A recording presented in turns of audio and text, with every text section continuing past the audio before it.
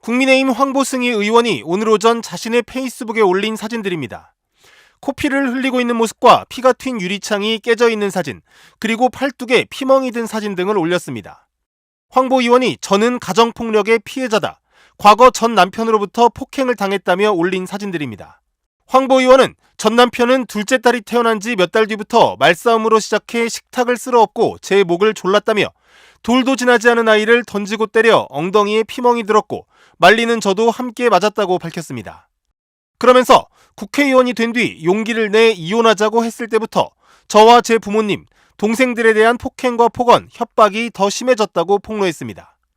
황보 의원이 갑자기 가정사를 고백하고 나선 배경에는 최근 정치자금법 위반 등의 혐의로 수사를 받고 있는 상황이 있습니다. 부산경찰청은 황보 의원이 지역 구의원과 시의원 후보자 등으로부터 공천을 대가로 금품을 받은 의혹을 수사하고 있습니다.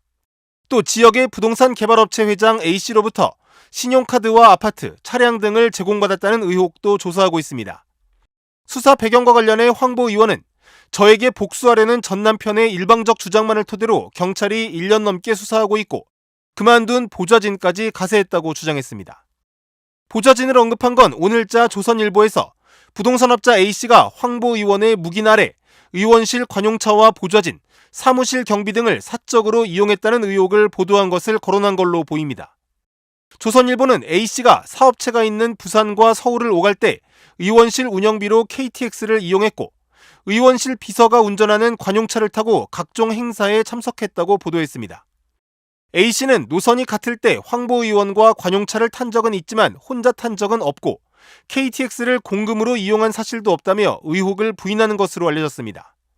황보 의원은 A씨와의 관계를 두고 전 남편과 이혼한 뒤 사실혼 상태라고 주장하는 반면 전 남편은 이혼 전부터 관계가 있었다며 불륜이라고 주장하고 있습니다.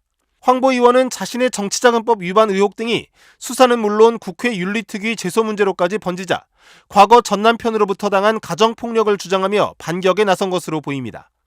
가정폭력 폭로에 대한 전 남편의 입장은 아직 전해지지 않았습니다.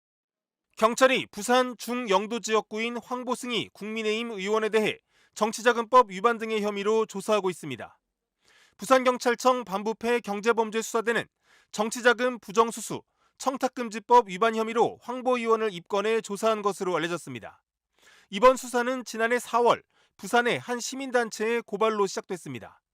황보 의원이 지난 21대 총선과 지난해 지방선거를 앞두고 지역 구의원과 시의원 후보자 등으로부터 공천을 대가로 금품을 받은 의혹이 있다는 고발이 제기된 겁니다. 경찰은 또 황보 의원이 부동산 개발업체 회장 A씨로부터 신용카드와 아파트, 차량 등을 제공받았다는 의혹도 조사 중인 것으로 알려졌습니다. 황보 의원은 금품 수수 혐의와 관련해선 그런 적이 없다며 전면 부인했고 부동산업체 회장 A씨 관련 부분도 전 남편의 일방적 주장이라며 법적으로 문제될 게 없다는 입장인 것으로 전해졌습니다. 경찰 관계자는 고발된 내용을 확인 중이라며 수사 관련 내용은 공개할 수 없다고 밝혔습니다.